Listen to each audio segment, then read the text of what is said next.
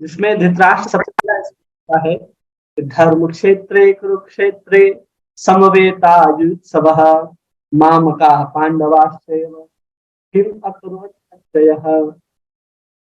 तो इसके विषय में हम लोगों ने समझा था कि धर्म क्षेत्र क्या होता है, धर्म क्षेत्र किसे कहते हैं और कुरुक्षेत्र क्या है।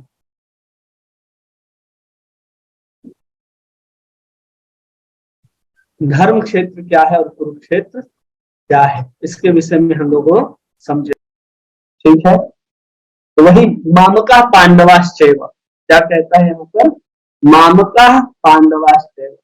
यहाँ पर धृतराष्ट्र अपने तथा पांडवों के पुत्रों को अलग अलग कर देता है। क्यों अलग अलग कर देता है? क्योंकि स्वयं चाहता है धृतराष्ट्र कि मैं हस्तिनापुर के सिंहासन पर बैठ, उसकी स्वयं की मानसिकता है कि वो स्वयं सिंहासन पर बैठना चाहता है। उसको ये भी डर नहीं है कि हमारे पुत्र मारे जाएंगे, वो ये भी चिंता नहीं कर रहा। वो सोच रहा है मर रहे हैं, अगर दुर्योधन आदि उनके पुत्र मरते हैं तो मरने दो, ऐसा उसका संकल्प है। ऐसा सोच करके ही उसने अभी तक ये नहीं सोचा कि वापस बुला लिया जाए या कहीं युद्ध की जो समझौता ना हो गया हो। ऐसा सब कुछ हम लोगों ने समझा कि जिसमें लोग कह रहे हैं कि समझौता ना हो जाए या फिर और कुछ ना हो जाए, तो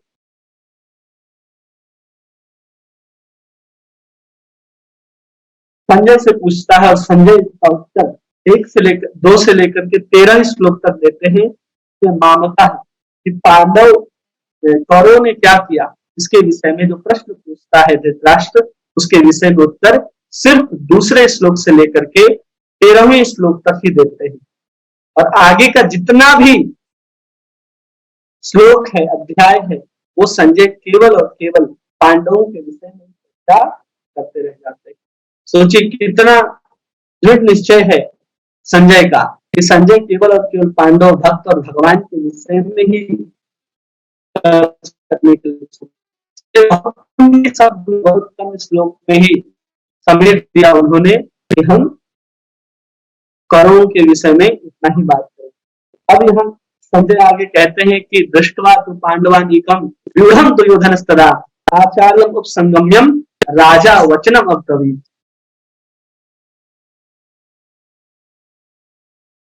यहाँ पर राजा ने, जो दुर्योधन है उसको यहाँ पर राजा कहा जा रहा है। क्यों कहा जा रहा है?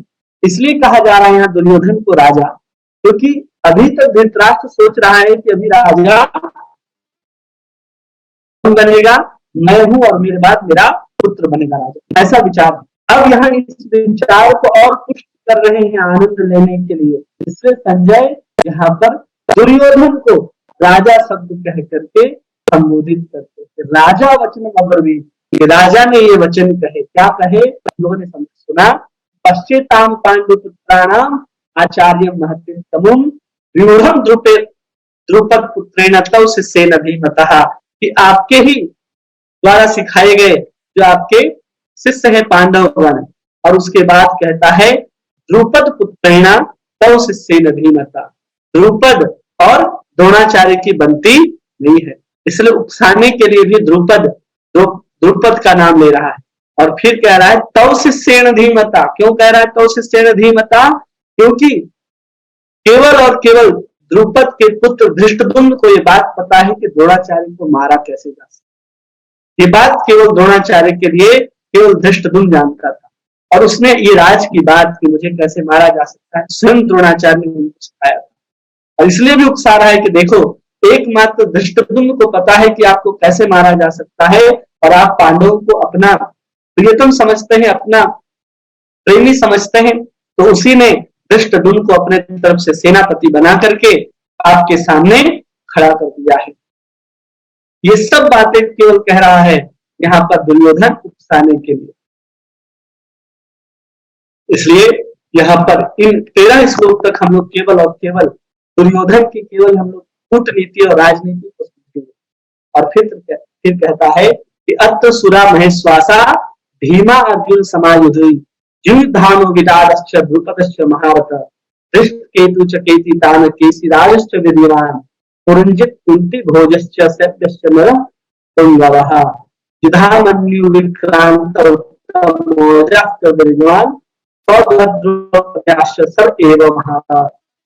ने 20-20 महारथियों का नाम लेता है, और वो 20-20 महारथी जो जिनका ये नाम ले रहा है तो वास्तव में है कौन, तो इसके विषय में हम लोग यहाँ पर देखते हैं ये लोग महारथी लोग कौन है। ये महारथी जो है वो कहाँ पे,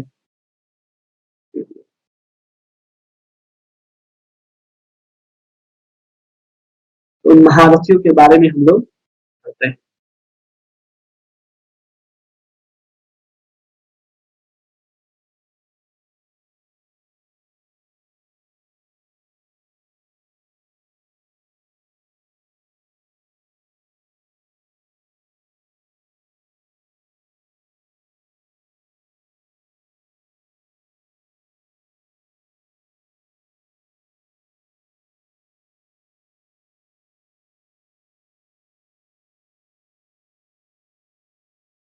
हरे कृष्णा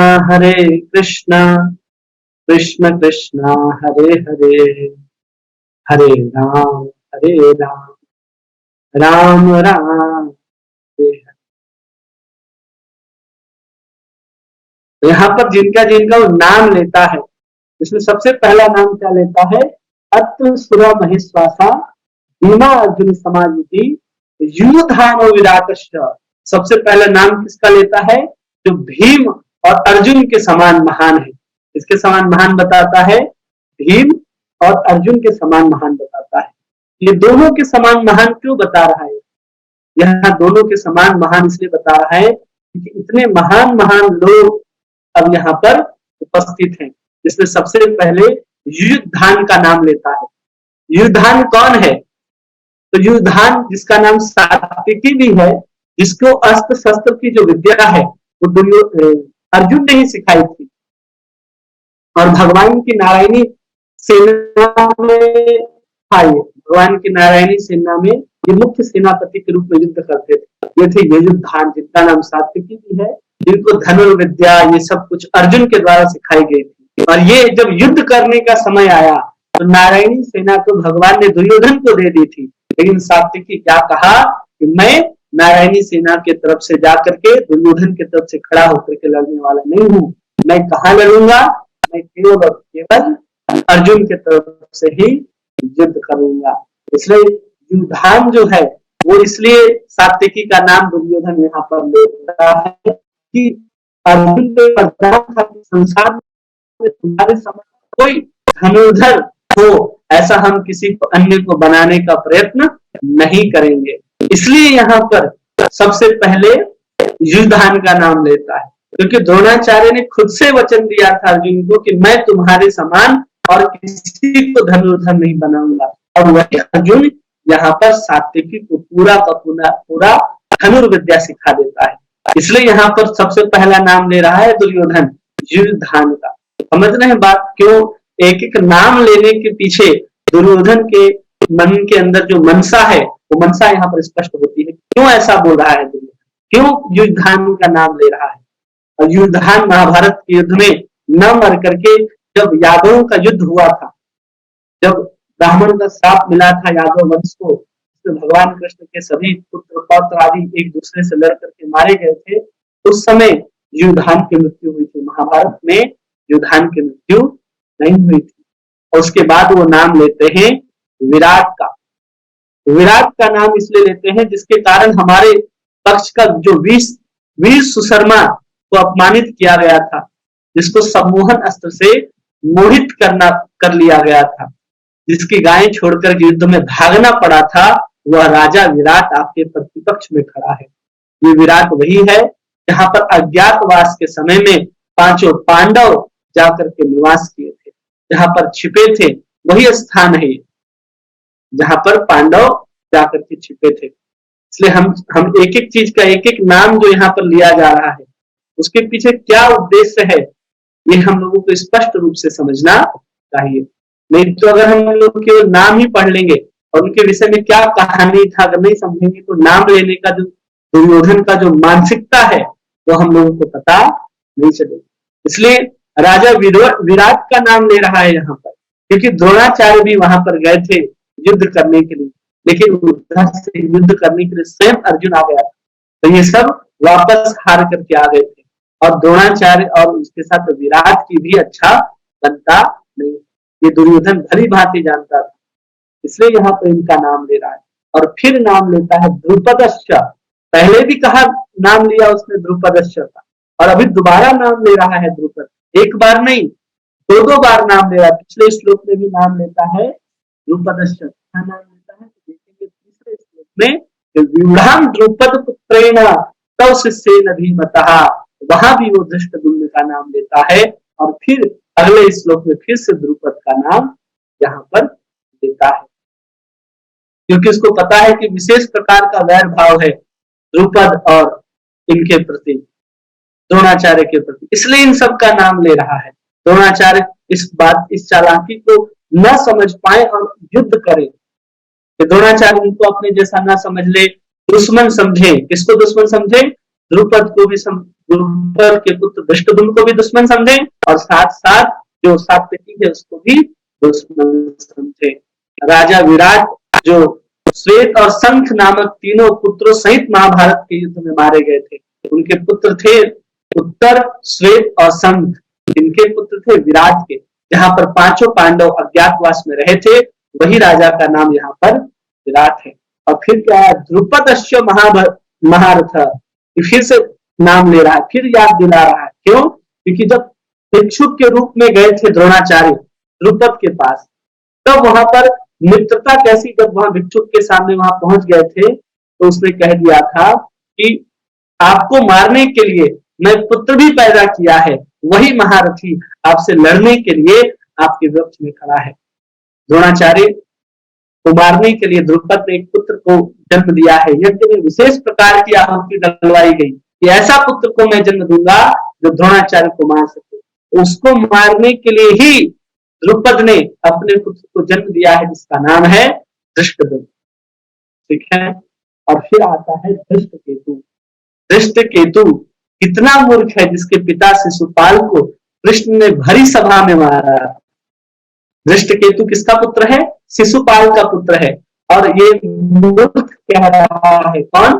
दुर्योधन। क्यों कह रहा है? क्योंकि इसके पिता को कृष्ण ने मारा था, शिशुपाल को, फिर भी युद्ध किसके तरफ से कर रहा है? वो अर्जुन की तरफ से, जिसके तरफ से स्वयं भगवान कृष्ण उपस्थित है, उधर से ही युद्ध कर रहा है।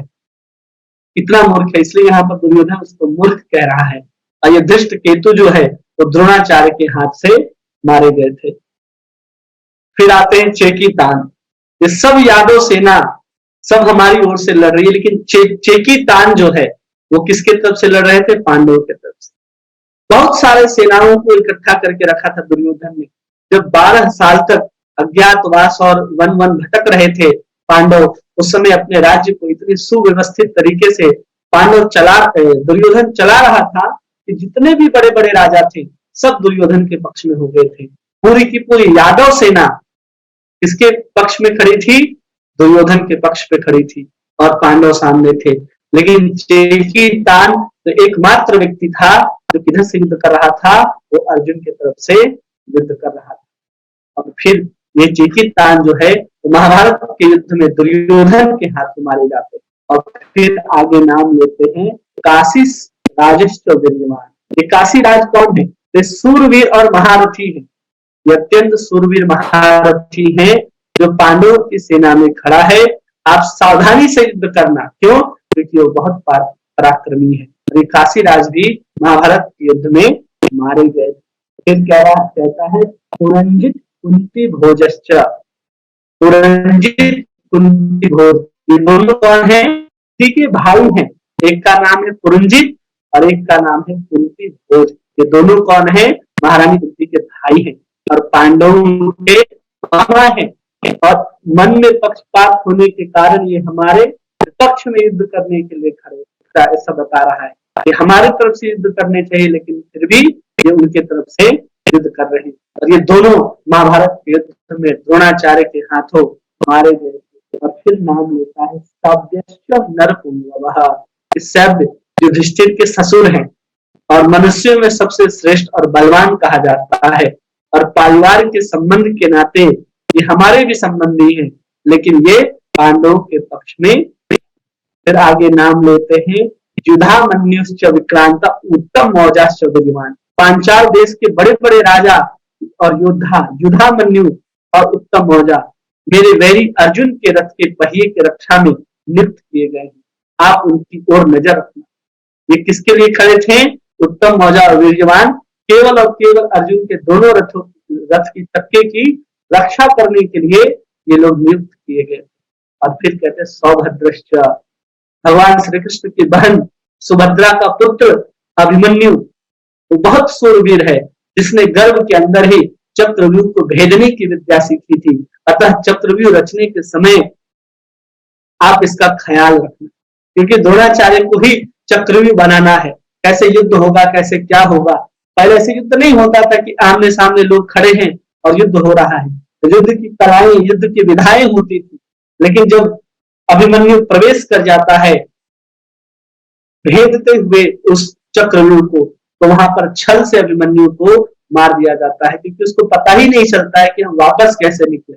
वापस निकलने की विद्या उसको प्राप्त नहीं थी, क्योंकि कहा जाता है कि जब उनके पिता समझा रहे थे उनके माताजी को कि कैसे चक्रव्यूह भेदा जाता है, तो उन्होंने सब कुछ श्रवण किया, लेकिन जब वापस निकलने की बात आई तो कहते हैं उनकी माताजी ने नींद को प्राप्त कर ली और बेचारा जो अभिमन्यु है उस चीज को सुन नहीं पाया। और युद्ध में दुशासन के द्वारा अन्याय पूर्वक सिर पर गदा का प्रहार करने से बेचारा अभिमन्यु मारा जाता। फिर आगे नाम लेते हैं द्रौपदश्च, मतलब युधिष्ठिर, भीम, अर्जुन, नकुल और सहदेव, इन पांचों के द्वारा द्रौपदी के गर्भ से जो पुत्र उत्पन्न हुए थे, जिनका नाम है प्रतिबंध, सुत सोम, सुत कर्मा, शतानी, सुत सेन पैदा हुए थे। इन पांचों को भी आप ही देख लीजिएगा। सभा में हंसी उड़ाकर मेरा हृदय को जलाया था।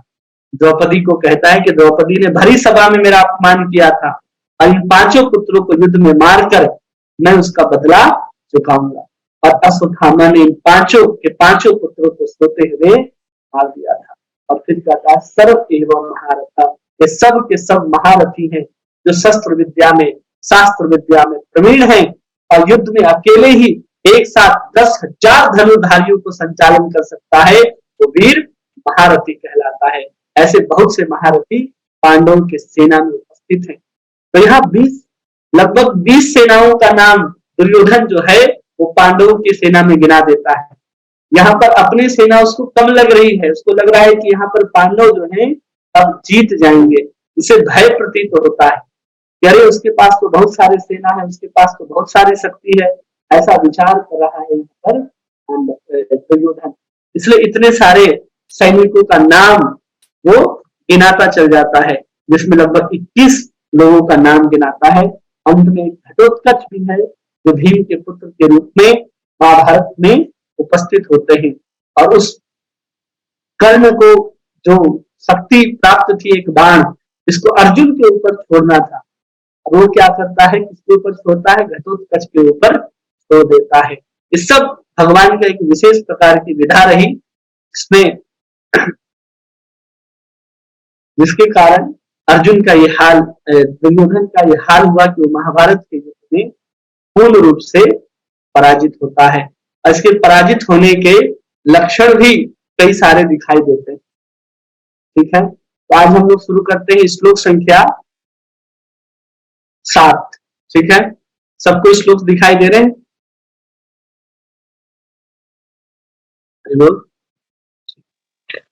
जी दिखाई दे रहा है प्रभु जी। ठीक है, आवाज सबको साफ साफ आ रही है ना? हाँ साफ आ रही है, साफ आ जी। तो श्लोक संख्या 7 सबको निकाल लें अपने अपने भगवत गीता में, ताकि हम लोग आसानी से उसको समझते हैं। श्लोक संख्या 7, अस्माकं तु विशिष्टा ये तन्निबोधि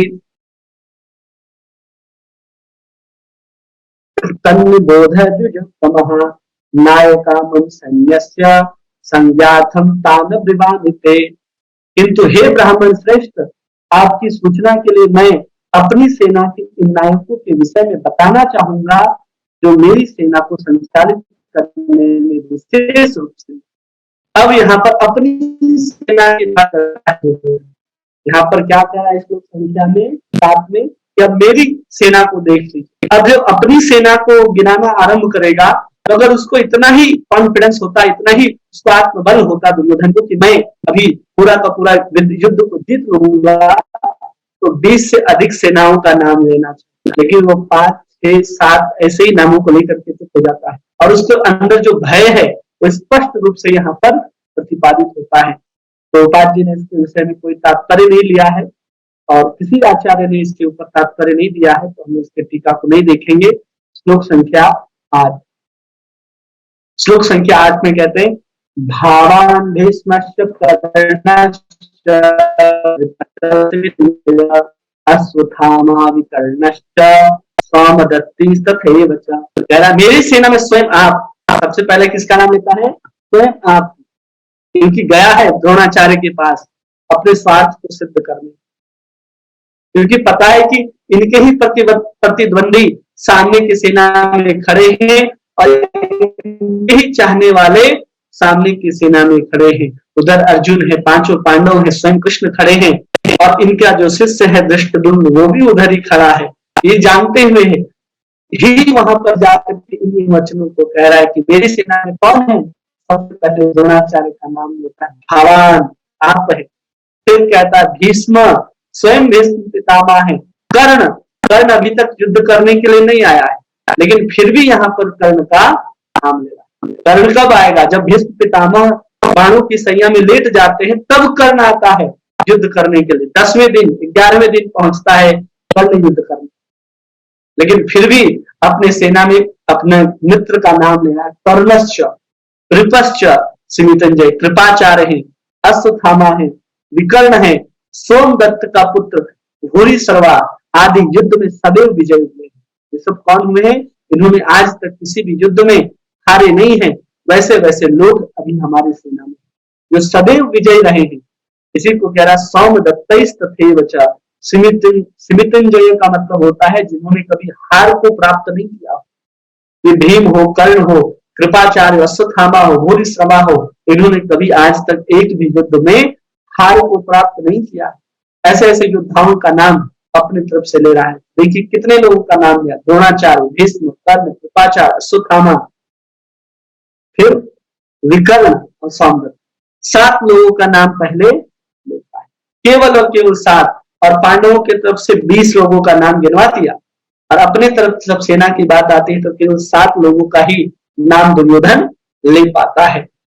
इसे पता चलता है कि दुर्योधन कितना भयभीत है उस महाभारत के युद्ध को लेकर के। उसी को कहते हैं कि भावा, मतलब आप स्वयं द्रोणाचार्य, भीष्म जो है पितामह, कर्ण जो है पांडव के भाई। प्रभुपाद तात्पर्य में इसके विषय में लिखते हैं कि कर्ण को आधा भाई बताते हैं। क्यों? क्योंकि विवाह के पहले ही कर्ण का जन्म हो गया था कुंती के द्वारा, क्योंकि उनको मंत्र की जो सिद्धि प्राप्त थी, जो आशीर्वाद प्राप्त था, उसके कारण वो किसी भी देवता का आह्वान करते तो उनके सामने वो देवता प्रकट हो जाता। उन्होंने सूर्य देव का आह्वान किया था कुंती महारानी ने विवाह के पूर्व ही, और उसी समय जब आए थे सूर्य देव तो उन्होंने आशीर्वाद देकर मुझे कि आपके गर्भ में मेरे ही समान एक पुत्र प्राप्त होगा। उस समय जो पुत्र का जन्म हुआ था वो कर्ण था, जिनको एक टोकरी में डाल करके नदी में बहा दिया गया था और किसी सूत ने उसको पाला था, तो उसका नाम राधे रखा गया था। कर्ण का पहले का नाम राधे था, तो इसलिए प्रभुपाद तात्पर्य में लिखते हैं कि आधा भाई था, पूरा भाई स्वीकार नहीं करते। फिर कृपाचार्य जो है द्रोणाचार्य के 2 जुड़वा बहन से विवाह किए थे। एक का नाम कृपी था और एक का नाम कुछ और था। ऐसे 2 बहन थी, दोनों का नाम ऐसे था। इन दोनों का जन्म कैसे हुआ था? तो द्रोणाचार्य कृपाचार्य का जो वीर स्खलन हो गया था तो किसी सरकंडे में उसको रखा गया, और 2 अलग अलग सरकंडे में रखने के कारण एक पुत्री और एक पुत्र का जन्म हुआ था। तो इस तरह से इसकी एक अलग कहानी आती है। महाभारत में इतने सारी कहानी है अलग अलग संदर्भ को लेकर के कि जब उसको विस्तार से हम लोग अध्ययन करते हैं कभी, तो इस सब जो पात्र हैं उन सब के विषय में हम लोग पढ़ सकते हैं। अश्वत्थामा हम लोग सब जानते हैं कि द्रोणाचार्य के ही पुत्र हैं, जो शिव, यम, काम और क्रोध, ये 4 तत्वों से मिल करके जिसका जन्म हुआ है, इसलिए उसको अश्वत्थामा कहते हैं। इसलिए काम और क्रोध होने के कारण ही इतने गलत काम किए कि पांडवों के सोते हुए पुत्र को मार दिया, उत्तरा के गर्व को नष्ट करने का प्रयास किया, और बल इसलिए इसके पास इतना ज्यादा है कि भगवान शंकर और स्वयं यम के अंश से उत्पन्न हुआ है, इसलिए इसके पास बहुत सारी ताकतें हैं। इसलिए इसके बारे में कहता है ये कभी भी युद्ध में हारा नहीं है। अब द्रोणाचार्य का पुत्र है तो द्रोणाचार्य से ही इसने अस्त्र शस्त्र की विद्या सीखी है। और फिर विकर्ण आता है जो दुर्योधन का भाई है लेकिन पांडवों की तरफ से लड़ रहा है। यही एक व्यक्ति था जब द्रौपदी को नग्न करने का प्रयास किया जा रहा था तो विकर्ण खड़ा होकर के कहता है कि भैया आप गलत कर रहे थे, यही व्यक्ति था। इसलिए कर्ण था जो कह रहा है कि वही सलाह दिया था कर्ण कि तुम द्रौपदी को खींच करके लाओ, उसे अपने जंगल पर बैठा। सलाह देने वाला कर्ण था, लेकिन विकर्ण वहां पर दुर्योधन का भाई होते हुए भी इस बात को रोकता है। सोमदत्ती जो है सोमदत्त का बेटा है। ये हम लोगों ने इन सातों के विषय में समझा कि सातों कौन है। श्लोक संख्या 8 हो गया। अब हम लोग श्लोक संख्या 9 किताब में निकाल ले। किताब नहीं है तो आपके स्क्रीन में आ रहा है, इसको उच्चारण करें। अन्य च बहवः शूरा मदर्थे जीविताः नाना शस्त्र पहरना सर्व युद्ध विशारद। ऐसे अन्य वीर भी हैं जो अपना जीवन त्याग करने के लिए उद्यत, वे विविध प्रकार के हथियारों से सुसज्जित हैं और युद्ध विद्या में क्या है, वो युद्ध विद्या में निपुण है। जहां तक यहाँ बात हो रही है अन्य च, ये अन्य च है कौन, यहाँ तो सब अन्य च। तो प्रभुपाद तात्पर्य में लिखते हैं कि जयद्रथ है, कृतवर्मा है और शल्य से संबंधित, ये तीन है जिनका नाम यहाँ पर लिया जा रहा है। अन्य च भवय मतलब तीन और, तो 7 और 3 10 लोगों का नाम यहाँ पर ले पाता है दुर्योधन, जो कहता है कि सुरा मदर्थे त्यक्त जीविता, जो मेरे लिए अपने जीवन को त्याग करने के लिए क्या है, उद्यत है, जो मेरे लिए अपने जीवन को त्याग करते हैं। मतलब ये मर जाएंगे पहले ही बोल रहा है। बुद्धि देखिए, जो मेरे लिए जीत जाएंगे, युद्ध को जीतना, युद्ध विशारद, सर्व युद्ध विशारद, इन्होंने बहुत सारे युद्ध को जीता है, बहुत सारे हथियारों को चलाने में ये लोग निपुण हैं। तो यहाँ कहना चाहिए जीविता नहीं, मेरे लिए करने वाले हैं, युद्ध करने वाले हैं, युद्ध में विजय दिलाने वाले। लेकिन क्या कह रहा है दुर्योधन, मद अर्थ त्यक्त जीविता, ये मेरे लिए मरने वाले। अब युद्ध में कोई मर जाए तो विजय प्राप्त होती है या पराजय प्राप्त होती है, पराजय प्राप्त होती है। ये बात यहाँ पर दुर्योधन को ठीक से समझ नहीं आ रही। और क्या नाना शस्त्र पहरना सर्व युद्ध विशारद, जितने प्रकार के अस्त्र शस्त्र होते हैं उन सबको चलाने में ये लोग निपुण हैं। इसलिए यहाँ पर कह रहे हैं मदर थे त्यक्त जीता, मेरे लिए जो मरने के लिए तैयार है, पहले ही कह रहा है। जो उसके स्टार मार्क के नीचे लिखा है ये पहले से ही मारे जाते। इसका अर्थ क्या है, मद अर्थे त्यक्त जीविता, मतलब पहले से मर चुके हैं। तो इन तीनों का नाम लेकर तो कोई फायदा नहीं है। जयद्रथ की मृत्यु कैसे हुई थी हम लोगों को पता है। कृतवर्मा और शल्य, कृतवर्मा तो नहीं मरे थे लेकिन शल्य जो था वो मारा गया।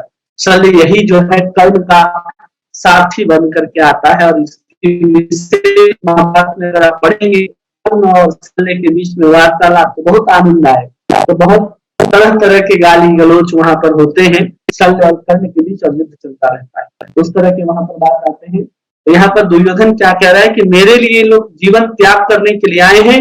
इसका अर्थ आचार्य कहते हैं, बलदेव विद्याभूषण कह रहे हैं कि पहले से ही मारे जा चुके हैं, इसको मारने की आवश्यकता नहीं है, ये पहले से ही मारे जा चुके हैं। और सनातन चक्रवर्ती भी इसी बात को ठीक है। तो बात जी ने यही तात्पर्य में लिखा है कि निसंदेह अपने मित्रों की संयुक्त शक्ति के कारण दुर्योधन अपने विजय के प्रति आश्वस्त था। लेकिन दुर्योधन क्या सोच रहा है कि ये मेरे साथ हैं तो हम युद्ध को जीत जाएंगे। लेकिन आंतरिक भाव को देखें तो भय से पता चल रहा है कि पहले ही जान रहा है कि क्या होने वाला है, फिर भी वो युद्ध जीतना चाहता है। परिणाम को पहले से ही समझा जा रहा है दुर्योधन के द्वारा, लेकिन फिर भी अंतिम सांस तक युद्ध करता है। क्योंकि जब गर्ग संहिता में गर्गाचार्य लिखते हैं कि जब भगवान कृष्ण गए दुर्योधन के पास ये समझाने के लिए कि तुम युद्ध क्यों करना चाहते हो, दे दो पांडवों को राज्य, तो कहता है कि जहां पर से पांचों पांडव पढ़ करके आए हैं, जिन विद्यालय में जिन शिक्षक से उन्होंने पढ़ा है, उसी विद्यालय में उसी शिक्षक से हमने भी शिक्षा प्राप्त की है। लेकिन पांडवों की वृत्ति जो है धर्म की ओर स्वाभाविक रूप से है, और मैं चाह करके भी अपने आप को धर्म के कार्य में नहीं लगा सकता। ये दुर्योधन की वृत्ति ही है, इसलिए इसको दुर्योधन कहा जाता है। जिसकी बुद्धि जो है कभी भी सही चीजों में नहीं लगती, गलत चीजों में इसकी बुद्धि लग रही थी। वो जानता था कि परिणाम क्या होने वाला है, फिर भी वो अधर्म के रास्ते पर चलता रहा, और अधर्म के रास्ते पर ऐसा चलता रहा कि उसको सब कुछ मालूम है कि इतने बड़े बड़े योद्धा जब लड़ रहे हैं, कृष्ण स्वयं लड़ रहे हैं, किसके तरफ से? अर्जुन के तरफ से, पांडवों के तरफ से, तो हमारी हार निश्चित है। क्योंकि जब इसके मामा शकुनी ने भेजा था दुर्योधन की, जाओ द्वारिकाधीश से तुम कुछ मदद मांग करके लाना, और वहां पर जब पहले अर्जुन पहुंचे थे और दुर्योधन पहुंचे थे, तो अर्जुन ने तो भगवान को मांग लिया, और दुर्योधन ने नारायणी सेना मांग करके जब वापस आया और शकुनी को कहता है कि मैंने तो भगवान से भगवान की नारायणी सेना मांग ली, तब तो हमारा युद्ध निश्चित है। उस समय बहुत डांटा, बहुत फटकारा था शकुनी ने कि तुमने बहुत बड़ी गलती, कि तुमने जो मांगना था वो तुम मांग नहीं पाए, और तुम बहुत खुश हो रहे हो। और वास्तव में अगर देखा जाए पूरे के पूरे महाभारत के परिप्रेक्ष्य में, शकुनी केवल इसीलिए आया था कि मैं पूरे के पूरे इसके वंश का विनाश कर दूं। क्योंकि गांधारी को जब भीष्म पितामह लाने के लिए गए थे, और वहां गांधार नरेश से कहा गया था कि मैं अपने अंधे भाई के लिए आपके पुत्री को चाहता हूं, और वहां पर से लेकर के आए थे भीष्म पितामह गांधारी को, और उसने गांधारी ने भी आजीवन आंख में पट्टी बांधने का संकल्प ले लिया था। उसी समय उसका भाई शकुनी ने भी संकल्प ले लिया था कि मैं अगर जाऊंगा तो मैं पूरे के पूरे कुल का नाश कर दूं। क्यों? क्योंकि मेरे बहन का विवाह एक अंधे व्यक्ति से कराया था। तो वही मनसा से वो आया ही था, वो न पांडवों के लिए आया था न किसी और कार्य के लिए आया था, केवल और केवल पूरे वंश का विनाश करने के लिए आया था। तो ये सब कुछ जो है महाभारत के परिप्रेक्ष्य में हमको सुनने के लिए, जानने के लिए और देखने के लिए मिलता है। तब जाकर के ये सब भावनाएं यहाँ पर दुर्योधन के द्वारा व्यक्त होती। श्लोक संख्या 10। अपर्याप्तम तदस्माकं बलम भीष्माभिरक्षितम् पर्याप्तम त्रिदमे तेषां बलम भीमाभिरक्षितम्। कह रहे हैं कि अपर्याप्तम तदस्माकं, ये हमारी शक्ति अपरिमेय है। अपरिमेय मतलब असीमित है, और हम सब पितामह द्वारा भली भांति संरक्षित हैं, जबकि पांडवों की शक्ति भीम द्वारा भली भांति संरक्षित होकर के भी क्या है? सीमित है। साधारण सा सीधा सा अर्थ अगर कहा जाए तो पता चल रहा है कि पूर्ण विश्वास है किसके ऊपर? भीष्म पितामह के ऊपर, दुर्योधन को।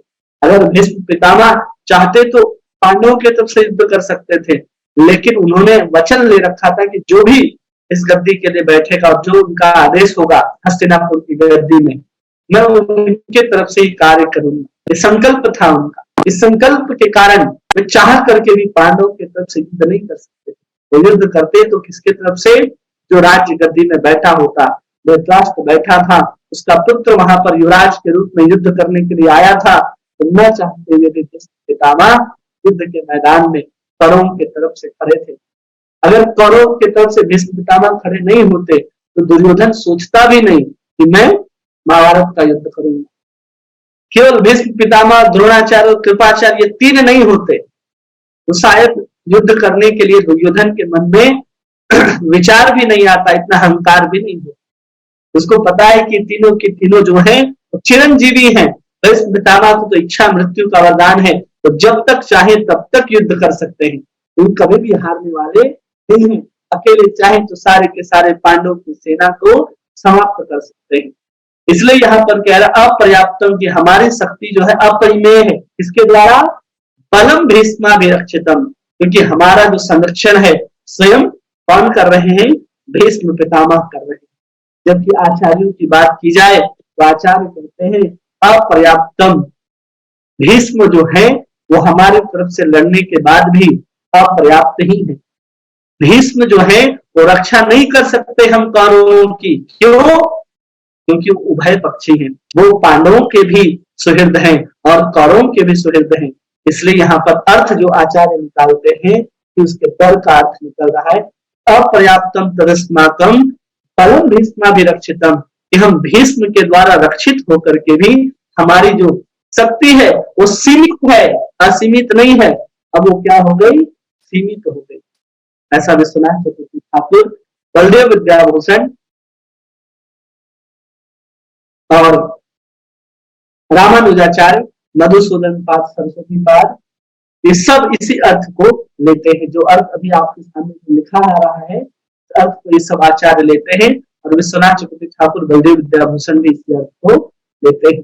इसलिए कहते अपर्याप्तम तदस्माकम, कि भीष्म के द्वारा भी संरक्षित होकर के हमारी सेना क्या है? असीमित है, परिमित नहीं है, पर्याप्त नहीं है, अपर्याप्त है। क्यों? क्योंकि भीम जो है, भीष्म जो है वो हमारे तरफ से भी हमारे सुहृद हैं और पांडवों के भी सुहृद हैं। इसलिए यहाँ पर अपर्याप्त हो गया। इतने बड़े योद्धा को कहना चाहिए था कि संरक्षित हैं, लेकिन भाव क्या निकल रहा है दुर्योधन का कि भीष्म के द्वारा भी हम लोग पूर्ण रूप से संरक्षित नहीं है। और यहाँ पर्याप्तम तदस्माकम बलम भीष्माभिरक्षितम, दूसरे लाइन में कह रहा है दुर्योधन पर्याप्त है किसके तरफ? पांडवों की तरफ। कौन पर्याप्त? अकेला भीम ही पर्याप्त, कि भीम अकेला ही पूरे पांडव सेना को संरक्षित कर रहा है। और उसके लिए वहां पर पर्याप्तम शब्द का उपयोग हो रहा है। पर्याप्तम बलम भीमाभिरक्षितम, कि पूरा का पूरा जो सेना है वो पूरे की पूरे सेनापति कहाँ लगे हुए थे? अकेले भीम जो है पांडव की पूरे सेनाओं को अकेले पर्याप्त है संरक्षण प्रदान करने। और यहाँ पर भीष्मा पर्याप्त भी है और अपर्याप्त भी है, और भीमा हमारे लिए पर्याप्त है। ऐसे अलग अलग अर्थ जो हैं एक ही श्लोक के हमारे आचार्य इस बात को समझाते हैं। क्योंकि भीम को पता, दुर्योधन को पता है कि भीम के गदा से ही मेरी मृत्यु होने वाली, एकदम पता है उसको। क्योंकि दुर्योधन डर रहा है कि कहीं वो समय ना आ जाए कि भीम के द्वारा हम मारे जाए, इसलिए वो भीष्म पितामह से कह रहा है मेरी रक्षा भी आप भीम से करते रहिएगा। एक भाव ये भी है। और दूसरा यहाँ पर अपर्याप्तम कह रहा है, मतलब कौरव पांडव से युद्ध करने में असमर्थ है, ऐसा प्रतीत। दुर्योधन को पता है कि हम पांडव से जीत नहीं सकते, क्योंकि जो श्लोक में कह रहा है कि अपर्याप्तम तदस्माकम बलम भीमाभिरक्षितम, पर्याप्तम बलम भीमाभिरक्षितम। इससे पता चल रहा है कि दुर्योधन के मन के अंदर कितना भय है, इतना भय है कि वो सोच रहा है कि अगर कुछ होता है तो हम युद्ध को हार जाएंगे। हार जाएगा, एकदम हार जाएगा। क्योंकि भीष्म को जब 10 दिन तक युद्ध, 8-9 दिन तक युद्ध चलता रहा, युद्ध चलता रहा, लेकिन एक भी पांचों पांडवों में किसी की मृत्यु नहीं हुई। और पांचों पांडवों में किसी एक की भी मृत्यु हो जाएगी तो चारों की मृत्यु हो जाएगी। एक आप अर्जुन को मार दो, भीम को मार दो, नकुल को, सहदेव, किसी को भी मार दो, पांचों पांडव अपने आप मर जाएंगे। ये बात दुर्योधन को पता थी। भीष्म के पास पहुंचता है रात को और उनको उकसाना आरंभ करता है कि आप 8 दिन से युद्ध कर रहे हैं, आप इतने तीर चलाते हैं लेकिन एक भी तीर अर्जुन के शरीर को स्पर्श नहीं कर पाती है। आप हमारी तरफ से युद्ध कर रहे हैं, उनकी तरफ से आप खाती आप भोजन हमारा करते हैं, लेकिन आप तारीफ, आप बजा उनकी रहे हैं, आप हमारे साथ छल कर रहे हैं। ऐसा जब कहना शुरू करता है दुर्योधन, भीष्म पितामह को बहुत क्रोध आता है कि हमारा जो पौत्र है आकर के मुझे इस तरह की खरी खोटी सुना करके गया है। अब इस तरह की खरी खोटी बात को सुना करके गया है, और उधर ये बात पता चलता है कि भीष्म पितामह ने संकल्प ले लिया है कि मैं पांचों पांडवों में से किसी एक को कल मार दूंगा। ये बात भगवान कृष्ण को पता चल जाती है, कल किसी एक की तो मृत्यु निश्चित है। द्रौपदी को लेकर के पहुंचते हैं भीष्म पितामह के शिविर में। भगवान कृष्ण द्रौपदी को कहते हैं कि जाओ अंदर जाकर के प्रणाम करो। द्रौपदी शिविर के अंदर प्रवेश करती है, भीष्म पितामह को हाथ जोड़ करके प्रणाम करती है और कहती है कि मैं आपको प्रणाम करती हूँ, जैसे ही उनको प्रणाम करती है, स्त्री के वचन को सुन करके अपने आप सहसा भीष्म पितामह के मुख से निकल जाता है, सौभाग्यवती भव। जैसे ही उनके मुख से सौभाग्यवती निकलता है मुख से, बहुत प्रसन्न होती है द्रौपदी। और जैसे ही भीष्म पितामह आंख खोल करके देखते हैं सामने द्रौपदी है। अब मैंने इसको सौभाग्यवती होने का आशीर्वाद दे दिया है, और उधर दुर्योधन को भी मैंने कह दिया है कि पांचों पांडवों में से गया। अब मैं इसके आशीर्वाद की रक्षा करूं, या मैंने एक वचन दिया है दुर्योधन को रक्षा करूं। अब ये बात विचार करने लग जाते हैं भीष्म पितामह कि ऐसा कैसे हो सकता है, ये अचानक रात्रि को मेरे पास कैसे आ सकता है। उनको ख्याल आता है भगवान कृष्ण का कि जरूर भगवान कृष्ण की ही करामात है। शिविर से बाहर निकलते हैं, देखते हैं द्रौपदी के दोनों चप्पल को अपने बगलों में दबा करके भगवान कि आप ही बदमाशी हो सकती। उसी समय कहते हैं कि आपका जो संकल्प था ना भगवान, कि आप मेरे संकल्प को आप तोड़ाना चाहते हो। एक तरफ तो मैंने द्रौपदी को सौभाग्यवती का आशीर्वाद दे दिया, दूसरे सब तरफ मैंने दुर्योधन को कह दिया कि पांचों पांडवों में से एक की मृत्यु तो निश्चित है। अब मेरा एक ही वचन कल बचने वाला है, और आपने भी संकल्प लिया है कि मैं महाभारत के युद्ध में तो रहूंगा, लेकिन अस्त्र शस्त्र नहीं उठाऊंगा। अगले दिन सवेरा होता है, युद्ध का आगाज होता है, शंख बजाए जाते हैं, और भीष्म पितामह अपने पूरे जोश और खरोश में सफेद लंबी दाढ़ी, सफेद वस्त्र धारण करते हुए, स्वर्ण के आभूषण, स्वर्ण के जो युद्ध के आभूषण होते हैं, उन सब को लेकर के, वो बड़े बड़े धनुषों को लेकर के भीष्म पितामह अपने रथ पर आरूढ़ होकर के भागना शुरू करते हैं। उनके रथ भागना आरंभ करती है अर्जुन के रथ के पीछे, और अर्जुन के ऊपर ऐसा प्रहार करते हैं कि कब तरकस से बाण निकल करके धनुष में, और धनुष से कब छूट करके अर्जुन की ओर भागने लगता है। पूरा का पूरा ऐसे सर्कल पंखे के समान जैसे घूमता है ना हाथ या पंखा, को आप देखेंगे कि पंखा बहुत स्पीड से जब घूमता है तो उसके पंखे दिखाई नहीं देते। अब इतनी स्पीड से सर्कस से बाण निकल करके धनुष में जाता है कि पूरा का पूरा हाथ भी भीष्म पितामह का दिखाई नहीं दे रहा। इतना स्पीड में, इतने तेज गति से एक एक बाण जो है अर्जुन की ओर जा रहा है। भगवान कृष्ण देखते हैं कि अगर आज ऐसा युद्ध कर रहे हैं तो कोई माई का लाल आज अर्जुन को बचा नहीं सकता है। अब भगवान कृष्ण एक एक तीर से रक्षा करने के लिए स्वयं साथी खड़े हैं, लेकिन लगाम को पकड़ कर स्वयं खड़े हो जा रहे हैं। एक एक तीर आकर के भगवान कृष्ण के शरीर में धंस जा रहा है। ये देख करके भगवान भीष्म पितामह को बहुत आनंद आ रहा है कि देखो अपने भक्त की रक्षा करने के लिए भगवान कहां तक जा सकते हैं, स्वयं चोट खाने के लिए तैयार हैं। भीष्म पितामह ने अपने वेग को बढ़ाया और धनुष सीधा जा करके अर्जुन के मुकुट के ऊपर लगता है। अब भगवान समझ जाते हैं कि अगर हम ऐसे खड़े होकर के देखते रहे तो मेरी भी औकात नहीं कि भीष्म पितामह सामने से तीर चला रहे हो और ईमानदारी से युद्ध को जीता जाए। भगवान कृष्ण रथ छोड़ करके नीचे उतरते हैं, टूटा हुआ पहिया उठाते हैं, उसमें सुदर्शन का आवेग आ जाता है। भीष्म पितामह की ओर भागने लगते। अर्जुन पैर पकड़ लेता है कि आपने तो वचन लिया था कि हम एक भी अस्त्र शस्त्र नहीं उठाएंगे, फिर आपने मेरे लिए मेरे को क्यों तोड़ रहे हैं। इस वचन को तोड़ता हुआ देख कर दुख से धरती है, धरती फट जाती है। अर्जुन फिसलता हुआ जाता है। भीष्म पितामह अर्जुन को घसीटते हुए ले जा रहे हैं कृष्ण की भीष्म पितामह की ओर। बाद में भीष्म पितामह अपने रथ से अपने धनुष बाण को छोड़ करके दोनों हाथ ऐसे उठा करके खड़े हो गए कि आओ कृष्ण, अगर तुम मारोगे तो मरने के लिए तैयार है। फिर शांत होते हैं भगवान कृष्ण, वापस रथ में विराजित किया जाता है और फिर अर्जुन कहता है कि आप मेरे लिए ऐसा काम न करो। अब अर्जुन अपने पूरे आवेग में आता है और एक एक तीर ऐसा छूटता है कि 10वें दिन वही भीष्म पितामह बाणों की सैया पर नजर आते हैं।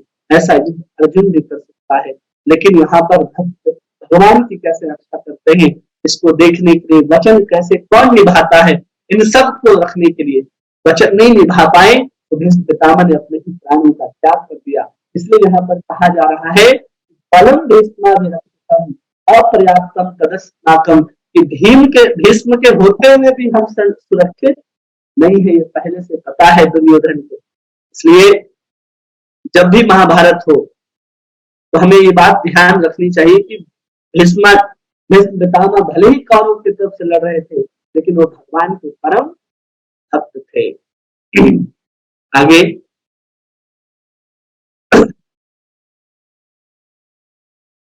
श्लोक संख्या आगे देखेंगे हम लोग, श्लोक संख्या 11। अयनेषु च सर्वेषु यथं भागम् अवस्थिता भीष्ममेवाभिरक्षन्तु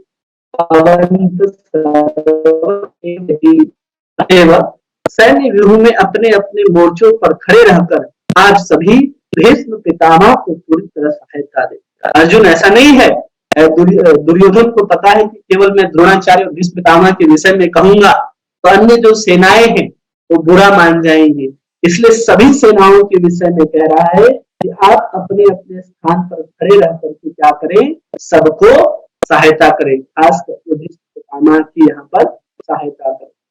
यहाँ समझ सकते हैं कि दुर्योधन ने किस तरह की कूटनीति के ढंग से सबको संभालने हेतु ये शब्द कहा कि केवल वो गया द्रोणाचार्य के पास और उन्हीं के बगल में खड़े हैं भीष्म पितामह और बहुत सारे सैनिक खड़े हैं। अब अन्य सैनिकों को ऐसा न लग जाए कि दुर्योधन के लिए सिर्फ द्रोणाचार्य और भीष्म पितामह ही महत्वपूर्ण है, और भीष्म पितामह द्रोणाचार्य को ऐसा न लग जाए कि इसके अलावा भी इसके कई सारे आश्रय हैं। इसलिए कह रहा है सभी सेनाओं से कि आप सभी भीष्म पितामह की क्या करें, उपयुक्त रूप से सहायता करें, चारों तरफ से सुरक्षा प्रदान करें, ताकि वो अपने युद्ध में एक दिशा में युद्ध करने में लग जाएं और शत्रु इसकी व्यस्तता का लाभ न उठा करके मार दे। इसलिए सबको कह रहा है कि आप भीष्म पितामह द्रोणाचार्य के पीछे लगे रहिए, कहीं अकेला न पड़ जाए और सबको सर्वनाश न कर दे। इसलिए सबको कह रहा है। चीरहरण के समय पितामह भी कुछ नहीं कहे थे, इसलिए अब भी जब हम अर्जुन को मारेंगे, जब इतना सब कुछ होगा तो भीष्म पितामह यहाँ भी कुछ कहने वाले नहीं है। और सही में जब मारा जा रहा था बेचारा अभिमन्यु, 16 साल की उम्र में उसको मार दिया गया घेर करके, वो भी गलत तरीके से मारा गया। उस समय भीष्म पितामह ने कुछ नहीं कहा, कहना चाहिए था। जब चीरहरण हो रहा था द्रौपदी का, उस समय भी पितामह मौन थे। तो यहाँ भी जब वो लोग अनर्थ करेंगे, भीष्म पितामह की उपस्थिति में दुर्योधन चाह रहा था कि हम कुछ अनर्थ करें, गलत करें, उस समय भी भीष्म पितामह कुछ भी न कहे, ऐसा ही उम्मीद कर रहा है यहाँ पर दुर्योधन। इसलिए कह रहा है कि भीष्ममेवाभिरक्षन्तु भवन्त सर्व एव हि, कि सब कोई मिल करके क्या करें, केवल और केवल भीष्म की रक्षा करें। यही हमारे साथ दे सकते हैं, कोई साथ नहीं दे सकता है। दूसरा मनोभाव यह है कि जब द्रौपदी का चीरहरण किया जा रहा था तो उस समय भीख मांग रही थी द्रौपदी, चिल्ला रही थी, लेकिन उस समय भी उनका जो स्नेह था होते हुए भी कुछ नहीं बोल पाए थे। उसी तरह अभी भी वो पांडवों के प्रति जितना स्नेह है उसका त्याग कर दे और फिर युद्ध करे, जैसा उन्होंने द्रौपदी के चीरहरण के समय या फिर जिस समय जुआ खेला जा रहा था उस समय हुआ है। तो जो जो बातें हमने कही सब तात्पर्य में आपको देखने के लिए मिलेंगे, और आचार्य भी इसी बातों को यहाँ पर लिखते हैं, तो मैंने वही बातों को में रखा है। आगे के श्लोक में देखते हैं, श्लोक संख्या 12।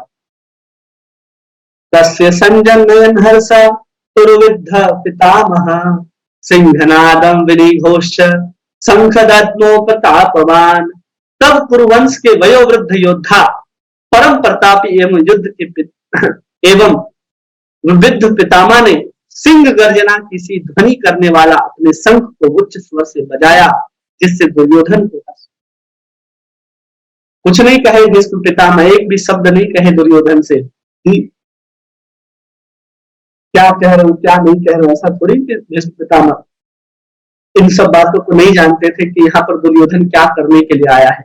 अरे उनके दादाजी हैं, एक एक बात पता है कि दुर्योधन क्या करने क्या कहने आया, लेकिन फिर भी यहाँ पर क्या कह रहे हैं कि प्रतापवान शंख दद्मो प्रतापवान, वो शंख बजाते क्यों, तो संजन नयन हर्ष कुरुवृद्ध पितामह, जो कौरवों में सबसे वृद्ध हैं पितामह, उन्होंने सिंह नाद करने वाला शंख बजाया, जिससे क्या हो, दुर्योधन को हर्ष हो। लेकिन शंख जो है यहाँ इसके लिए प्रतीक होता है, तो शंख प्रोत्साहन का प्रतीक होता है। सबसे पहला प्रतीक यहाँ पर है प्रोत्साहन का, कि हाँ जो तुम कह रहे हो वही होगा, विजय हमारी होगी, ऐसा प्रसन्नता को प्राप्त देने के लिए, अर्जुन को हर्षित, दुर्योधन को हर्षित करने के लिए द्रोणाचार्य ने शंख बजाया। युद्ध के आरंभ से पहले भी शंख बजाया जाता है, वो आरंभ के लिए शंख बजाया गया। शंख उत्साह का भी प्रतीक है, अगर कोई शंख बजाता है तो इससे उत्साह भी होता है और हर्ष होता है। और शंख बजाने का दूसरा तात्पर्य है कि भीष्म पितामह ने शंख बजाया, और शंख भगवान का प्रतिनिधित्व करता है, और शंख जब भगवान का प्रतिनिधित्व करता है तो हार और जीत जो है वो भगवान के हाथ में है। इसलिए भी भीष्म पितामह ने शंख बजाए। ये नहीं कहा कि अब हम ही विजयी होंगे, लेकिन दुर्योधन को लगा कि हमारी प्रसन्नता के लिए भीष्म पितामह ने शंख बजाया है।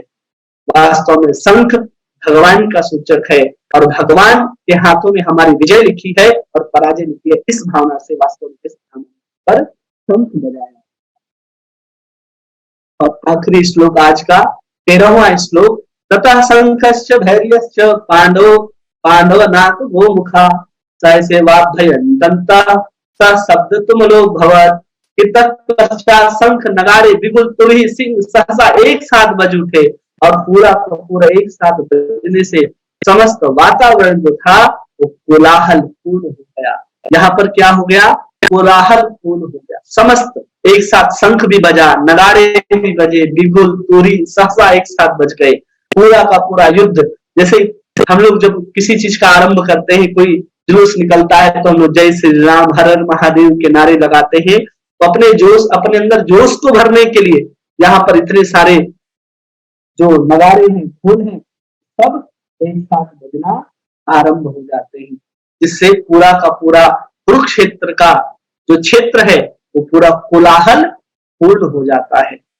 आज लोग यही समझे कि यहाँ पर हम लोग 1 से 13 श्लोक तक जो पांडवों के अंदर जिस तरह की वृत्ति है वो अभी तक चर्चा नहीं हुई। अभी केवल कौरवों के अंदर विशेषकर दुर्योधन का क्या चाल है उसको यहाँ पर हम लोग समझे हैं। इसलिए 1 से 13 तक भगवत गीता में हम लोग पहले से याद कर ले कि भगवत गीता के पहले अध्याय को हम लोगों ने 4 भागों में विभाग किया है। जब हम लोगों ने 4 भाग में इसको विभाग किया है तो हम लोगों को पता होना चाहिए कि 1 से 13 तक का जो अध्याय है, 1 से 13 तक का जो अध्याय है उसमें पांडवों की जो कूटनीति है उसका पता चलता है, कि पांडवों के लिए दुर्योधन नीति है उसका पता चलता है। और फिर 14वें श्लोक से लेकर के आगे तक के श्लोकों में हमें इस बात का पता चलेगा कि कैसे भगवान विजय के चिन्ह को प्रस्तुत करने के लिए वहां पर बहुत सारे चिन्ह ऐसे बताए जाएंगे जो 14 से आगे तक के श्लोकों में चलेंगे।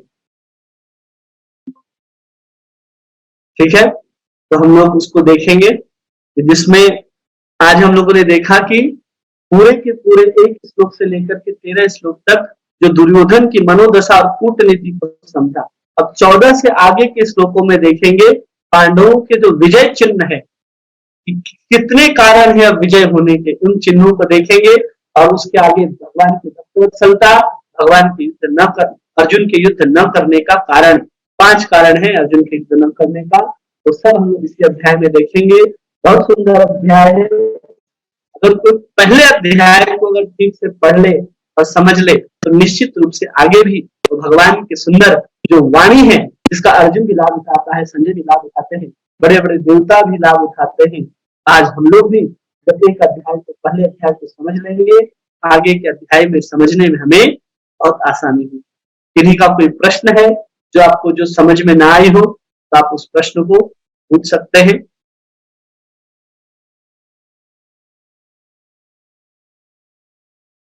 किन्हीं का कोई प्रश्न? हरे कृष्ण प्रभु जी, प्रणाम। हरे कृष्ण प्रणाम। प्रभु जी, एक चीज जो है ये भीष्म पितामह जो है जो आता है शिखंडी वो सामने जो है अर्जुन रथ ले आए थे, उसको सामने आने के बाद उसकी तो क्या ये कथा है सही? हाँ, शिखंडी आती, शिखंडी भीष्म पितामह वही अंबालिका जो अंबिका जो है, जब का विवाह हुआ और उसको छोड़ दिया गया था संकल्प के कारण, तो वही शिखंडी के रूप में आधा नर आधा नारी के रूप में आती है, जो नर भी नहीं है और नारी भी नहीं है। भीष्म पितामह सोचते हैं कि इसके ऊपर हम बाण कैसे चलाएं, और जब भी अर्जुन तीर चला रहा होता है उसी समय शिखंडी रथ को लेकर सामने आ जाता है और भीष्म पितामह तीर को नहीं चला पाते, अर्जुन तीर को छोड़ देता है। तो इस घटना जो है बिल्कुल सत्य है, जो शिखंडी बार बार आती है। आता है, ठीक है, लड़का है वो, ठीक है, ठीक है प्रभु। हाँ प्रभु जी, धन्यवाद प्रभु, बहुत अच्छा सर प्रभु जी। आखिरी का कोई प्रश्न है? ठीक है, तो कल हम लोग 13 श्लोक से आगे के श्लोक देखेंगे। जितने भी विजय चिन्ह हैं वो हम लोग देखेंगे।